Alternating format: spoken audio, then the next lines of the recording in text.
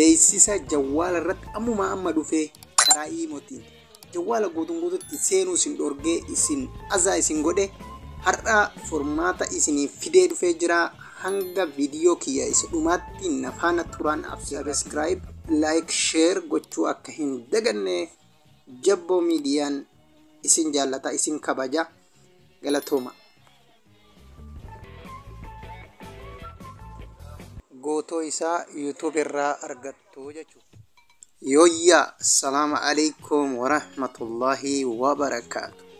Yooyyaa hordoftoota Jabboo miidiyaa. Ani haadhuuf isiniin jecha har'a barnoota ajaa'ibaa isiniif qabadhee dhufee barnoota warra beeksifni jawwaala irratti amma itti dhufee dararuu jechuudha. Warri beeksifni isin darare seeran hordofaa, seeran irraa balleeffadhaa, jawwaala keessan qulqulleeffadhaa. Asumaan hin dheeressinu asumaan gara barnootatti isin dabarsaa. Barnoonni kiyya kanarraa beeksisa jawwaala irratti amma dhufee karaa iimootiin jawwaala guutuutti seenuu isin dhorgee isin azaa isin godhe har'a formaata isiniif fidee dhufee jira. Hanga viidiyoo kiyya isa dhumaatti nafaana turaan affeerraa kiyya jalqaba irratti na wajjin deema. Jalqaba irratti googilii keessa seentanii, googilii jechuun isa kana googil kiroomii namni dhabe hin jiru. Jawwaalli uumamaan of keessaa qaba waan ta'eef namni kamiinuu hin qaba. Haala kanaan keessa seentanii asiin tuqaa kanaa tuuytanii jechuudha. Tuqaa kana tuuytanii seentan karaalee 2-3 isin agarsiisa. Karaalee beeksisni irraa haqamu, beeksisni jawwaala, beeksisa jawwaala irratti isin rakkisu karaalee 2-3 isin agarsiisa. 2-3 ofirraa qulqulleessitanii jawwaalli keessan akka qulqullaa'ee isin firii ta'uu isin agarsiisa jechuudha. Okay, akkuma kiroomii seentanii tuqaa kana tuuytanii erga tuqaa kana tuuytanii siitingii waan jedhu barbaaddanii siitingii keessa seentanii jechuudha. Egaa siitingii keessa seentan ol hayaaftanii siitingii saayit waan jedhu barbaaddattanii siitingii saayit jedhu asitti argama. Siitingii saayit jedhu kana gadi tuqattanii jechuudha. Erga siitingii saayitii gadi tuqattan as keessaa waa lama wahii sirreeffama. Isa lamaan kana sirreeffattanii jechuudha.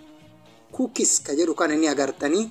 Isa lammaffaa jiru kana cookies ka jedhu kana gachuu kaaftanii erga gachuu kaaftan yoo inni allow ka jedhurra jiraate inni fakkeenyaaf yoo kanarra jiraate isin kanarratti gaddeeffattanii jechuudha. Kanarratti yookaan kanarrallee keettan bilook ka jedhu kanarratti gaddeeffattanii ofirraa bilooytanii jechuudha asiin.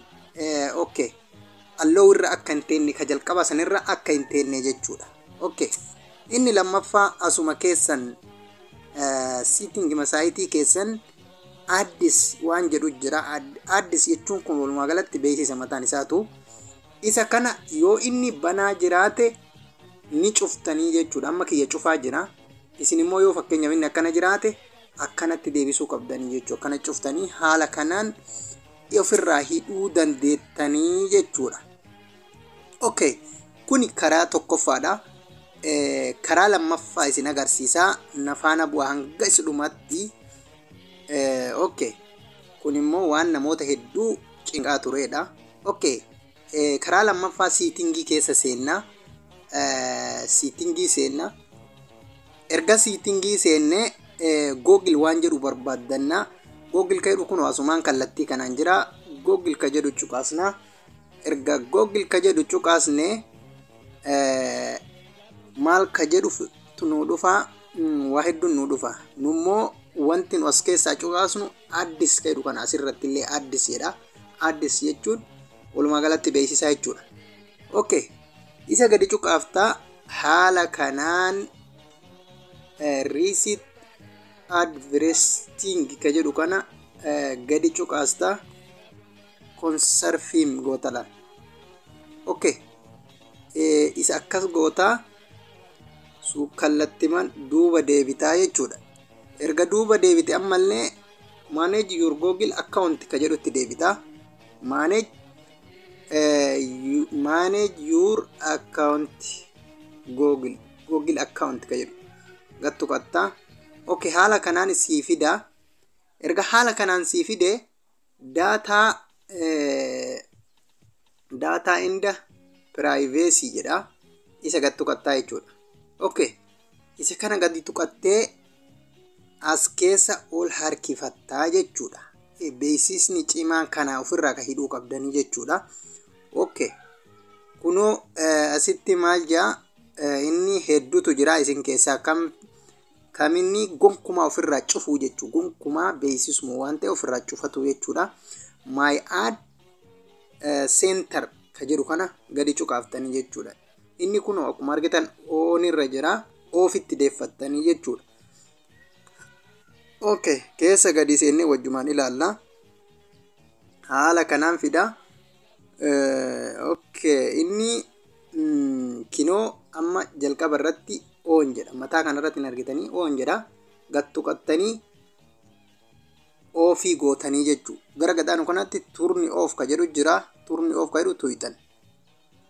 Okay, ammallee got it ka jedhu tuqxanii ofirraa hiitanii jechuudha.